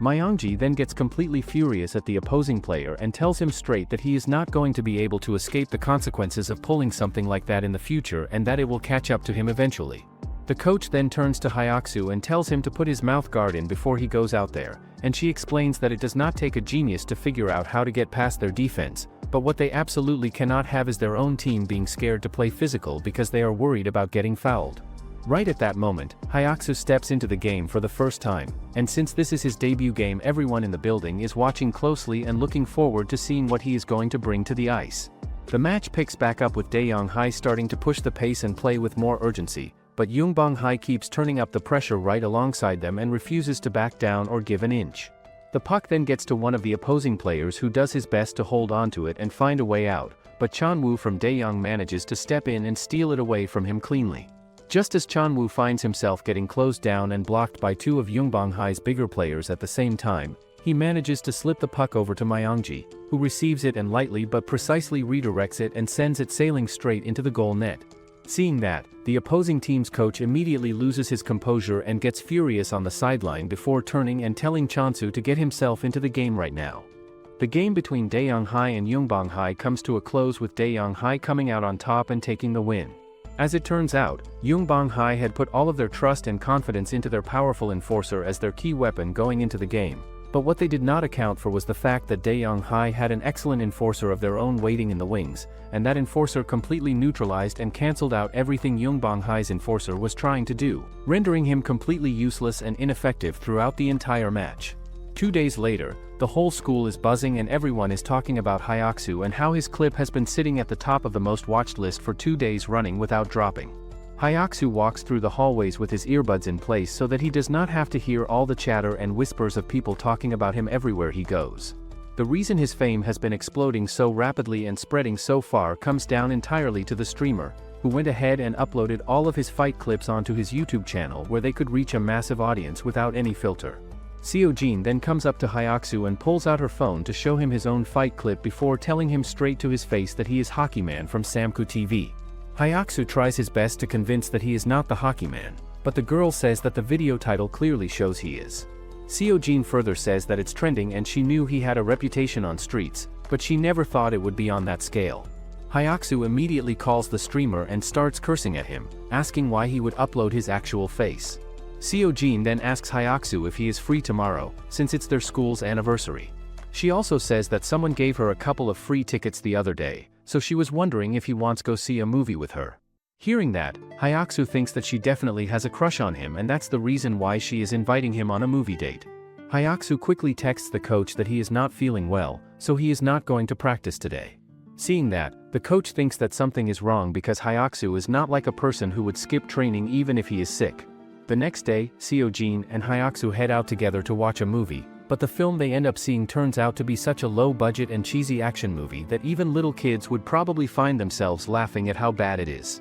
During one of the fighting scenes, Sio Gene leans over and points out that the scene looks almost exactly like the way Hayaku was battling it out with the guy during the game, which catches him a little off guard. Once the movie is finally over and they are walking out, Sio Gene mentions that it has actually been quite a while since she last came out to watch a movie, which makes the whole outing feel a little more meaningful in a quiet sort of way. Sio Gene then reaches over and takes his hand and the two of them just start walking together like that, which leaves Hayaku not quite knowing what to make of the whole thing. Later that day, Hayaku brings it up with one of his teammates and tells him what happened, but his teammate responds by saying that he cannot seriously be thinking about starting a relationship when he is pretty much useless at everything else going on in his life right now. However, one of Hyaksu's other friends perks up the moment he hears Sio Gene's name and says that he actually knows a Sio Gene, and that if they are talking about the same person, then he heard through the grapevine that she is already in a relationship with someone named Taesung. He explains that Taesung apparently chased after her for a very long time before anything happened, which leaves Hyaksu genuinely puzzled and wondering why she would go ahead and hold his hand if she was already in a relationship with someone else. The following morning, Hayaku sits down with his dad to eat and scrolls through news articles about himself while they have their food together. Hayaku thinks to himself that first it was Samku TV, then Sio Gene getting involved, and now Taesung on top of everything else, and he feels like his hands are completely tied now that everyone seems to know that he is Hockey Man. He keeps reminding himself that all he is trying to do is graduate as quickly as he can and get himself into a 4-year university so that he can become the owner of that building. And that is the only reason he is putting up with all of this nonsense and not walking away from everything. Meanwhile, over at Yungbang High, a group of students are gathered and talking excitedly about how Hockey Man is trending all over the internet and blowing up on every platform. They are also talking about how he managed to beat up a bunch of people including Chansu and came out on top. Chansu happens to be nearby trying to sleep and overhears every word of it, and he snaps and yells at them to keep it down while he is trying to get some rest. The boys tell him to relax and calm down because they are just passing around a rumor they heard and it is not that serious. They then ask him directly whether the rumor going around about him losing 3-1 against Hockey Man is actually true or not. Hearing that question, Chansu immediately gets furious and looks like he is about to explode, but right at that moment a nerdy-looking kid shows up to drop off some snacks that the bullies had apparently asked him to bring. The bullies scold the nerd for not bringing the chocolate roll. Chansu asks the guy how many times is he going to fall for the same trick and if he is planning on being their servant until he graduate. Chansu then asks one of the bullies to go down to the shop and get him some chocolate rolls. The bullies go to get the chocolate roll, thinking that they are definitely going to beat him up one day. Meanwhile, Hayaku is walking down the street while texting back and forth with Sio Gene, who is expressing her worry and concern about his fighting videos being out there on the internet for everyone to see. Right at that moment, a heavy-set guy suddenly steps in front of Hayaku and asks him directly whether he is the Hockey Man from Samku TV, and Hayaku immediately tries to play it off and pretend that he has no idea what the guy is talking about. The guy tells him to drop the act and stop lying and then asks him whether he knows a girl named Sio Gene from the track team. Hayaku tells him that he knows her and that they are just classmates who happen to be friends, nothing more than that. Hayaku then says that he was trying to figure out why this guy was looking for Hockey Man in the first place, but now that he thinks about it he is starting to realize that this must be the guy who has been stalking Sio Gene. Hearing that, the guy completely loses his temper and tells Hayaku to watch what comes out of his mouth because there is absolutely nothing like that going on and he will not stand there and let someone say that about him. Hayaku fires right back and points out that no stalker in the history of stalking has ever actually admitted to being a stalker and then tells him straight that if he came here looking for a fight then they should just get it done and stop wasting each other's time. At that moment, Chansu shows up out of nowhere and says that it is quite the surprise to find people throwing down out here without him being involved. Chansu walks up and asks Hayaku what exactly he is doing out in the middle of the street with this guy, and the fatty also looks over at Chansu and wonders out loud who this person even is and where he came from. Right at that moment, Chansu decides to stop talking and charges straight forward at the fatty and throws a punch at him, but the punch lands and has absolutely zero effect on the guy, which is not something Chansu was prepared for. The fatty then winds up and sends a punch straight into Chansu's face in response, but while that is happening Hayaku spots the perfect opening and jumps into attack. The fatty then grabs Hayaku and throws him down onto the ground like he weighs nothing and Hayaku thinks to himself that getting hit by this guy feels exactly like getting run over by a truck with no warning. The fatty then starts moving toward Hayaku to follow up the attack, but Chansu steps in and stops him before he can get there.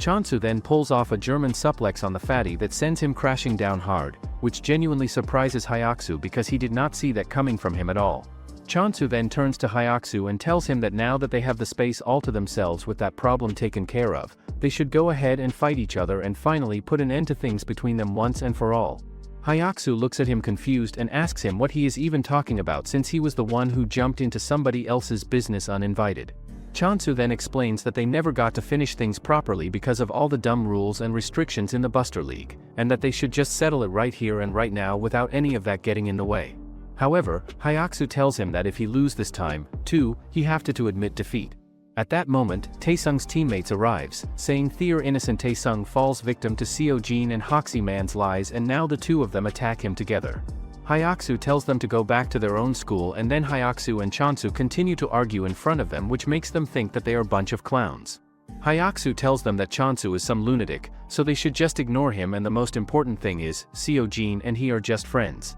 After that, both of them engage in a fight with the other team's group. Later that night, coach of the other team scolds Daeyoung's coach because her boys beat up his. However, the Daeyoung coach steps in and points out that the ski team was the one who started the fight in the first place, and that on top of that her players were heavily outnumbered going into the whole thing. But the other team's coach completely loses it and tells her to take a good look at the condition his players are in right now, arguing that even if his boys threw the first punch, what happened after that was clearly a case of way too much force being used in response and goes well beyond any reasonable definition of self-defense. Daeyoung's coach then does something that surprises everyone by getting down on her knees and apologizing directly, telling them that she takes full responsibility for everything that happened and that she completely understands where they are coming from and will accept whatever punishment they decide to hand down to her and her players without any argument. That night, the coach sits down with Hayaku and tells him that his punishment is going to be 20 hours of in-school community service along with being expelled from the dormitory effective immediately. Hayaku tells her that he is sorry for everything that went down, but she waves that off and tells him straight that he was not the one who started any of this, so he should relax and not carry that weight on his shoulders. She also tells him that he is actually doing a genuinely good job as an enforcer and that he should not let the idea of himself being a failure take root in his head and bring him down, because that is simply not the truth of the situation. The next day, Daeyoung Hai is having a match against Hwon Hai, and during the first round, Myongji manages to keep the puck around for his team. Just then, Hwon Hai's another player cleverly intercepts the puck, and he goes past everyone on the rink. Last night, Hayaku's teammate asks him about Sio Gene, but he says that he haven't seen her since he fought Taesung, so he was just wondering if he knew anything. He also asks Hayaku why do he always have to mess things up for everyone around him, and come to think of it, the fact that he is getting kicked out, too, and it's all because he can't control that anger. The roommate also mentions that Sio Gene ghosted him because she's sick of how much trouble he causes. The following day, Sio Gene is running through the track, and she runs out of water, thinking that the water fountain is broken and the convenience store is miles from here. Out of nowhere, Hayaku arrives and gives her a water bottle. Sio Gene says that if it weren't for him, she would have to go all the way to the convenience store. Hayaku asks her if she is busy these days because he haven't been seen here. Sio Gene says that she had to settle some things with Taesung and asks Hayaku if he wants to say something important to say. Sio Gene asks him why he fought with Taesung, but he says that it's all his fault as he hit Taesung first.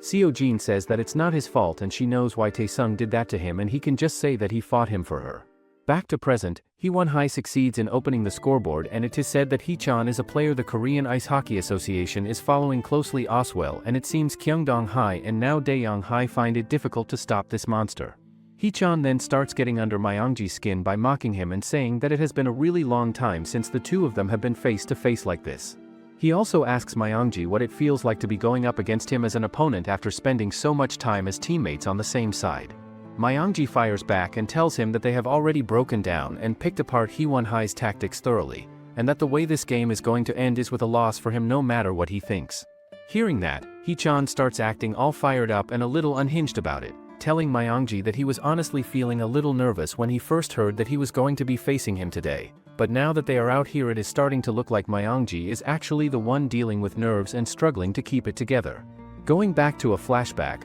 Hayaku shows up with some chicken tenders for the captain of a different team as a way of thanking him for the help he gave him. While they are sitting there, Hayaku asks him how their team managed to fall apart and lose to Hwon Hai in a single period when they had been ahead going into it. The captain thinks about it for a moment and lays it out simply by saying that he himself is good, and Myongji is better than him, but if there is anyone out there who is better, then that person has to be Hee-chan without any question.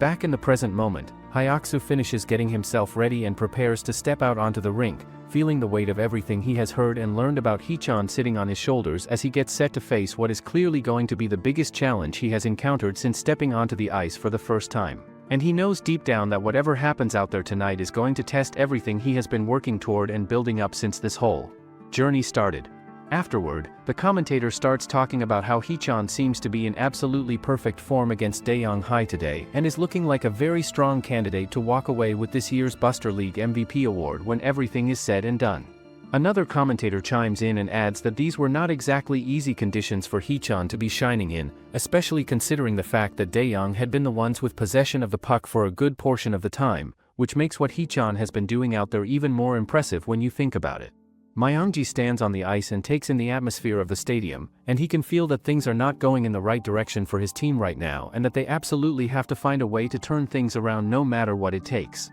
He also thinks to himself that he knows exactly how Hee-chan plays because the two of them have been competing against each other since junior high, and because of that history he also knows just how risky and unpredictable Hee-chan's playing style actually is when he gets going like this. The match then continues with Myongji winning control of the puck and getting himself into a position to do something with it, but the moment he touches it Hee-won High's defenders immediately lock in on him and start marking him closely, making it clear that they are not going to give him any easy options or open space to work with. He then manages to get past them like they are nothing and Myongji leaves Hee-won's defense in his dust, just zooming right past them. Hee-won High's game plan is very simple as their teamwork revolves around Hee-chan. The match continues with Myongji running ahead but Hee-chan starts following him and both of them goes one-on-one against each other. Surprisingly, Hee-chan manages to steal the puck from Myongji and he swiftly runs past bunch of players like they are nothing. Myongji then shouts at Hayaku to block him. Hee-won High's another player then comes face to face with Dae-young High's enforcer.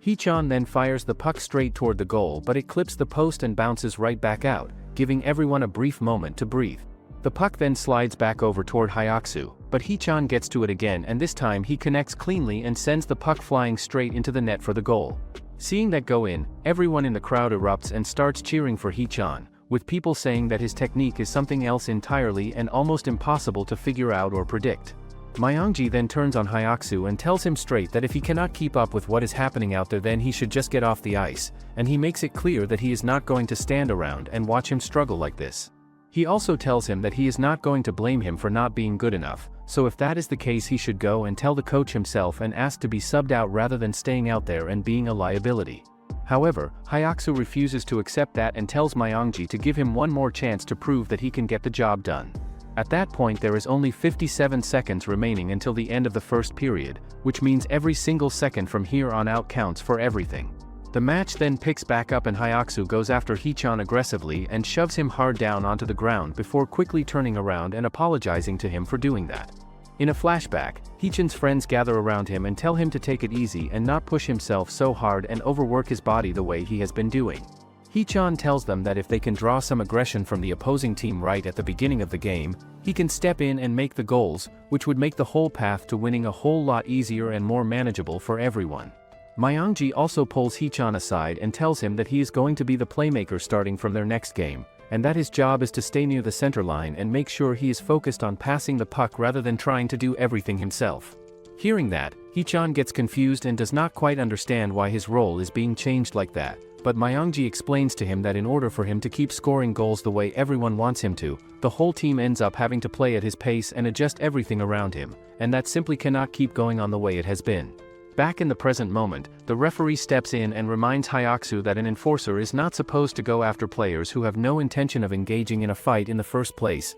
and one of Dae-young's teammates quickly jumps in and argues that Hee-chan was the one who started everything by taunting them first. The other team's players then fire back and argue that Hee-chan never did any such thing and that the whole accusation is completely made up. The commentators also weigh in and note that Hayaku did take a swing and that it has clearly stirred things up and ruffled quite a few feathers across both teams. One of the players watching then thinks to himself that full credit has to go to Dae-young High's Hayaku for showing excellent judgment and instincts in his role as an enforcer in that moment. After that, everyone runs to Hee-chan and asks if he can still play the match as there is no way they are letting him on the ice in this state. Meanwhile, the crowd is going furious at Hayaku for doing something like that to their favorite player. Myongji then tells his team that this is a golden opportunity that Hayaku has gifted them, so they should forget about the atmosphere and focus on the game. After that, the match continues and Hee-chan heads back to the bench as a substitution is made, and seeing that everyone in the crowd starts wondering out loud whether Hee-won High is going to be able to hold on to their lead without Hee-chan out there doing all the heavy lifting for them.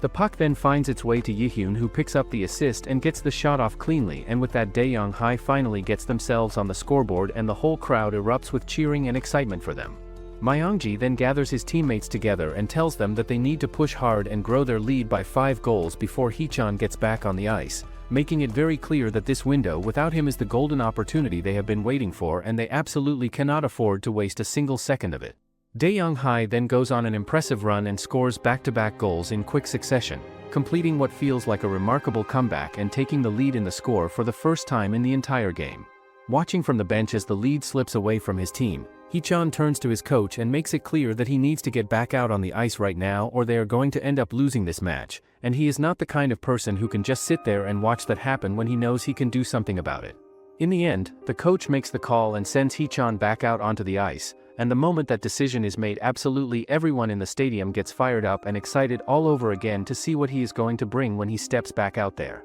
Dae-young-hae have pulled ahead and are sitting at 4-2, but now Hee-chan is back on the rink for Hee-won-hae and everyone on Dae-young's side knows exactly what that means. Myung-ji swiftly gets control of the puck and the Dae-young-hae center forwards start surging ahead with momentum on their side. The match continues with Dae-young-hae having a solid grip on the game so far, and the general feeling is that they need to push on and extend their lead while they still have the chance. One of the players gets the puck and the coach immediately calls out that this is a bad decision, pointing out that focusing on the center is a mistake because right in that center Hee-won-hae's engine has just come back onto the ice and is ready to make his presence felt. Hee-chan then reaches in and steals the puck with such ridiculous ease that it looks like taking candy from a baby, which sends a ripple of concern through the Dae-young side. Hayaku notices what just happened and immediately starts moving toward Hee-chan with the intention of pushing him off the puck the way he has been doing. Right at that moment, one of the other team's players gets in Hayaku's way and starts pushing him around trying to prevent him from getting anywhere near Hee-chan. However, that player's rock-solid defensive positioning turns out not to be enough as Hayaku digs in and physically powers his way through the defense, and the true extent of his raw strength genuinely surprises everyone watching.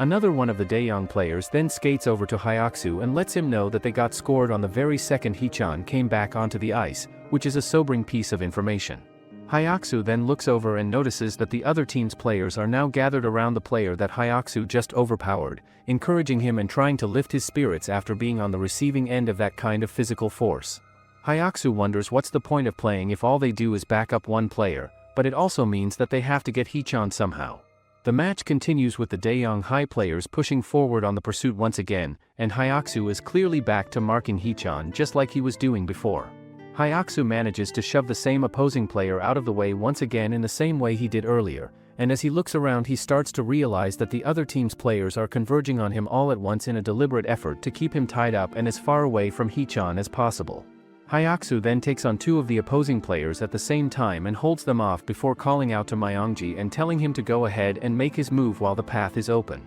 However, while Dae-young-hae's enforcer is completely tied up dealing with those players, the rest of Hee-won-hae's team works together to cut off every possible option and block Myung-ji from being able to do anything meaningful with the puck. Despite everyone's best efforts to contain him and shut him down, Hee-chan manages to find a way through and scores yet another goal, and with that the final stretch of the match gets underway with Hee-chan charging ahead with the puck and full momentum on his side. He pushes hard trying to break through the last line of resistance, and Myung-ji digs in and tries everything he has to stop him from getting another one, but in the end Hee-chan manages to put the puck in the net one more time, and with that final goal Dae-young-hae loses the match and their run comes to an end.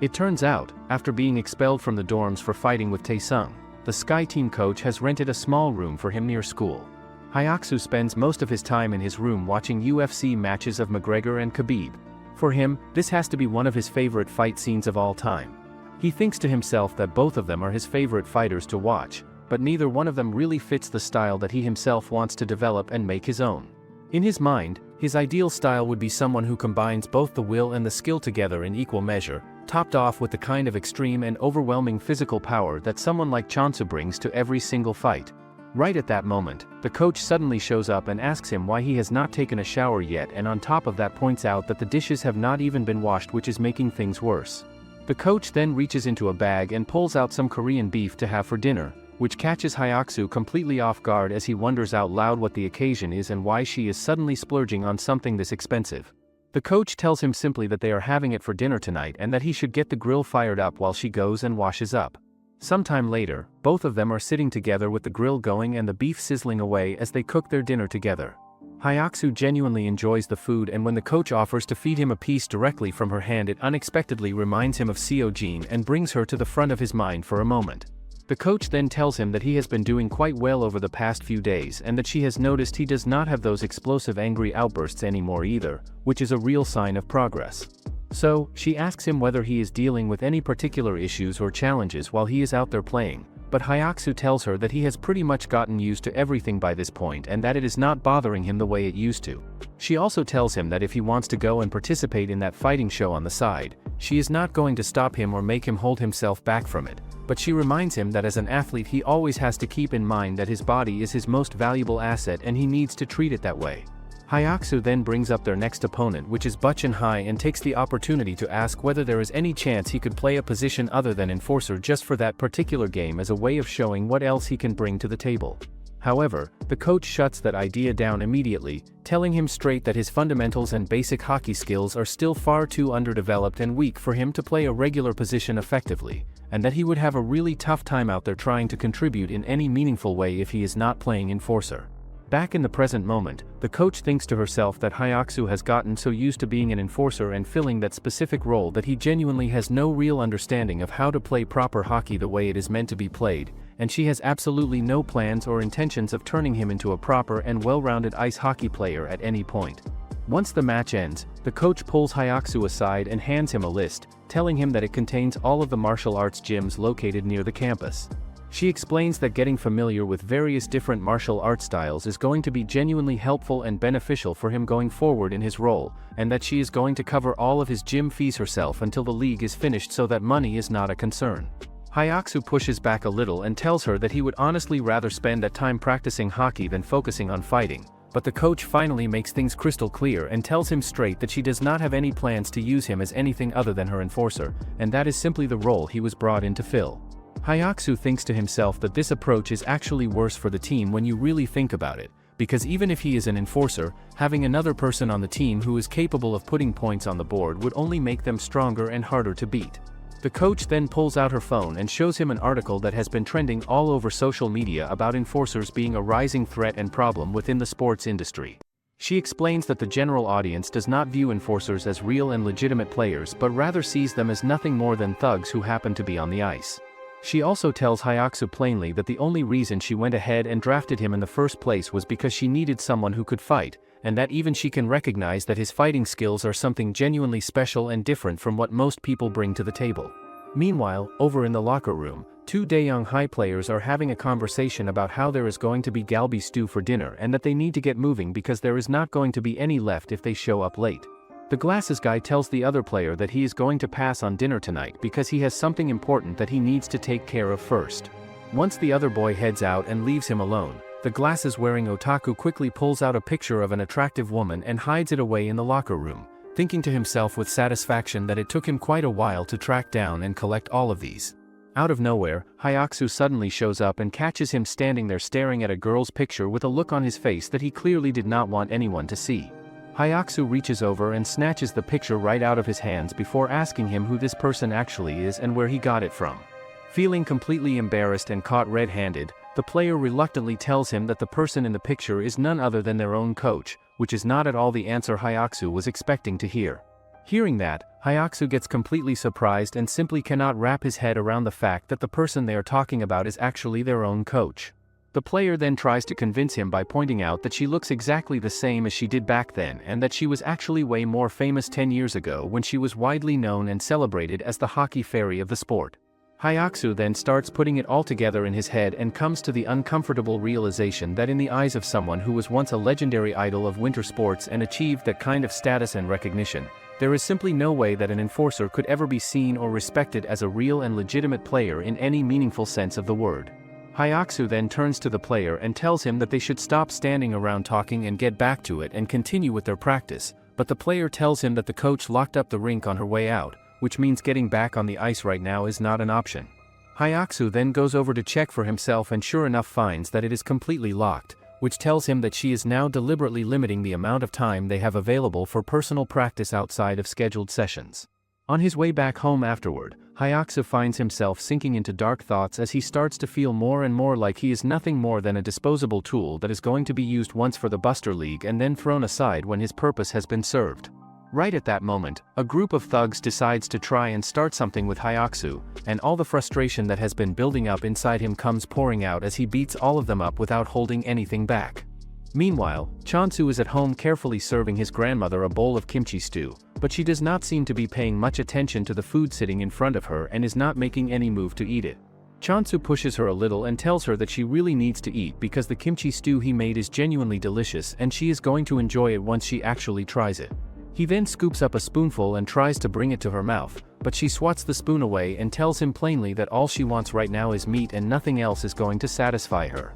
Chansu then tries to explain to her that they are completely broke at the moment and simply cannot afford to buy meat right now no matter how much they might want to. Thinking back to all the times his grandmother took care of him and looked after him when he was just a little kid, something softens in him and he goes ahead and makes her a proper portion before telling her to just have one bite for now and promising her that he will make her a proper kimchi stew with meat in it for dinner that night. Hearing that promise, the grandmother finally picks up her spoon and starts eating the stew that Chansu worked hard to make for her. The following morning, Hayaku heads back to the family shop only to get a call from his dad who informs him out of nowhere that he is selling the shop. His dad explains that he is trying to get an agricultural antibiotics business off the ground and that he needed money to make it happen, and that he managed to secure an investment which is what led to the decision to sell the shop. Hayaku then asks his dad where exactly he is right now, and his dad tells him that he is down in Busan, which completely catches Hayaku off guard and surprises him. When the call finally ends and Hayaku is left standing there in silence, the full weight of the situation hits him as he realizes that he does not even have a house to go back to anymore,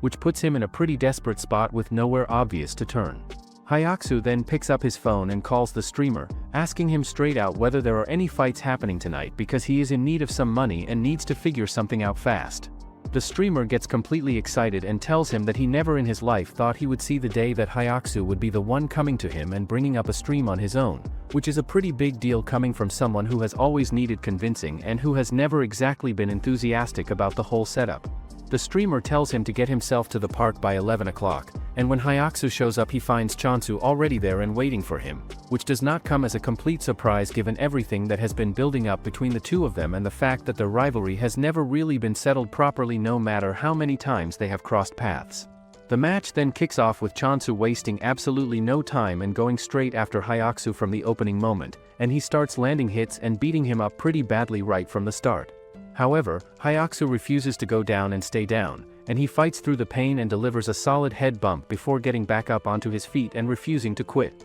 Hayaku then finds his opening and lands a deeply satisfying punch right on Chansu that sends him dropping down to the ground in a heap. With all the frustration that has been building up inside him from all the disrespect and hatred that gets thrown at enforcers and at him personally running through his mind in that moment, Hayaku then kicks Chansu while he is down on the ground before turning around and walking away without looking back. Later that night, Hayaku makes his way over to a park to find Chansu and check on how he is doing after everything that went down between them. Chansu looks up at him and asks why he even bothered coming here instead of going off somewhere and celebrating his victory like most people would after a win like that. Hayaku tells him straight that he came because he wanted to apologize, and he reaches into his pocket and holds out the prize money from the match toward Chansu. Going back a few hours earlier, Hayaku had run into the streamer who filled him in and told him that he made sure Chansu got home safely after everything and had told him to go to a hospital and get checked out, but Chansu flat out refused to do any such thing no matter how much he pushed. The streamer then handed the prize money over to Hayaku and told him bluntly that he should not be coming around to him anymore because he is no longer welcome at his fights going forward.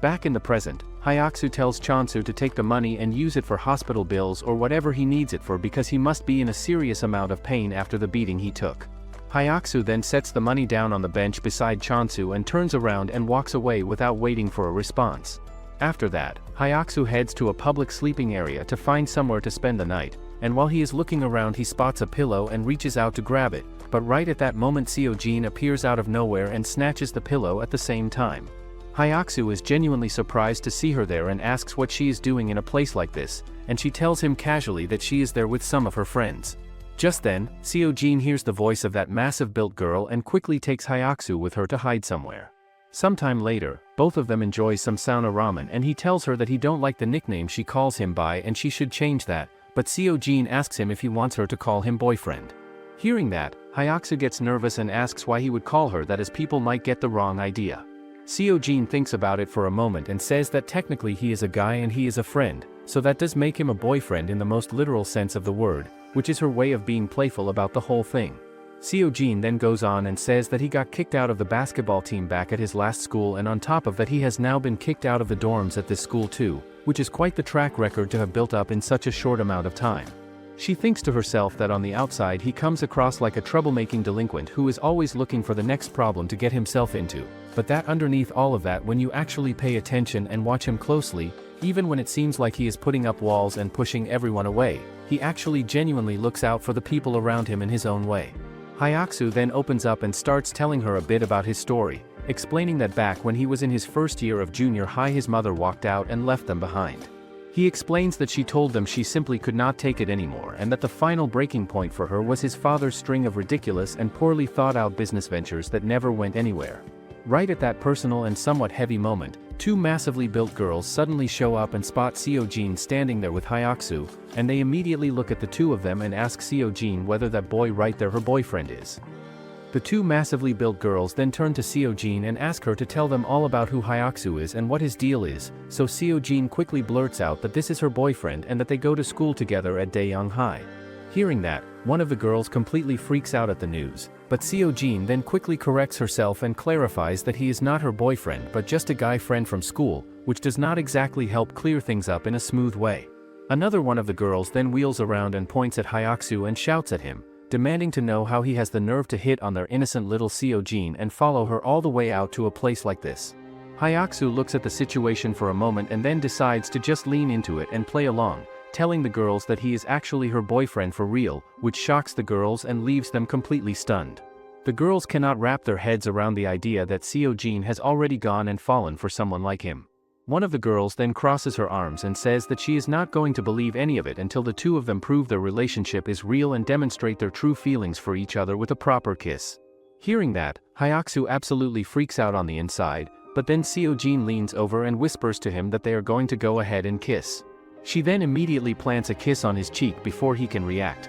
but the girls are not having it and say that a peck on the cheek does not count as a real kiss and that the two of them are clearly just making the whole thing up. One of the girls also declares that she refuses to accept this relationship and announces that she is going to go train on the beach carrying 5-kilogram weights until Sio Gene comes to her senses and rethinks her choices. After that, Sio Gene holds Hayaku's hand and both of them starts running forward. Later that night, Hayaku asks her why she did that when she is going to see them at school anyways. Sio Gene tells him that she is going to explain everything to them later and apologizes to Hayaku for having to deal with all that. Sio Gene then mentions that they can't go back to their dorms and they don't have any money or place to sleep, which is a problem. The next day, Hayaku can barely make it through the door at school before everyone starts coming up to him and asking whether the rumors going around are true and whether he has actually gotten himself a girlfriend. Another one of his teammates then bursts into the classroom and loudly demands to know why Hayaku went and got a girlfriend when his elders are standing right there still single and waiting for their turn, which gets a laugh out of everyone around them.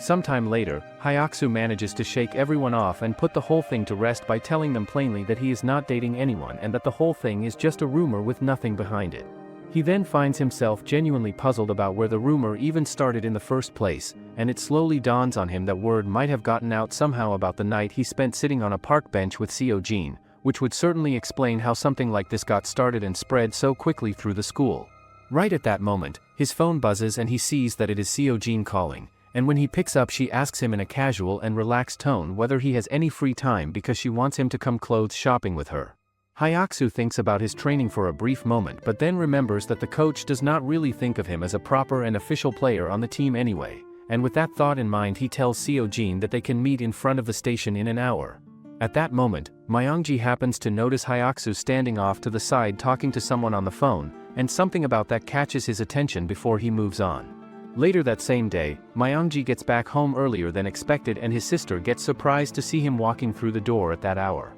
He tells her that he is planning to go and do some practice on his own since he feels like he needs the extra work. Myongji's sister then disappears into the kitchen for a moment before coming back out with a cake and telling him with a warm smile that it is actually his birthday today and that she went ahead and made him a chocolate cake to celebrate. His sister then tells him not to push himself too hard and overwork his body, but Myongji waves that off and explains that there is a guy on their team right now who is the weakest link in the whole setup, which means he has to put in extra work himself to make up for what that person is not contributing. He goes on to explain that this guy seems to be spending his time hanging out with friends instead of focusing on what he should be doing, and that from where Myongji is standing it genuinely looks like the guy has no real intention of putting in any serious effort or trying to improve. Myongji's sister then looks at him and points out that he is the captain of this team, and that if he is not willing to step up and help guide a teammate who has clearly lost his way, then who else on the team is going to do it? Later that night, Myongji arrives at rink to practice but finds the doors open. He quickly gets inside to check who is practicing at this hour and finds Hayaku.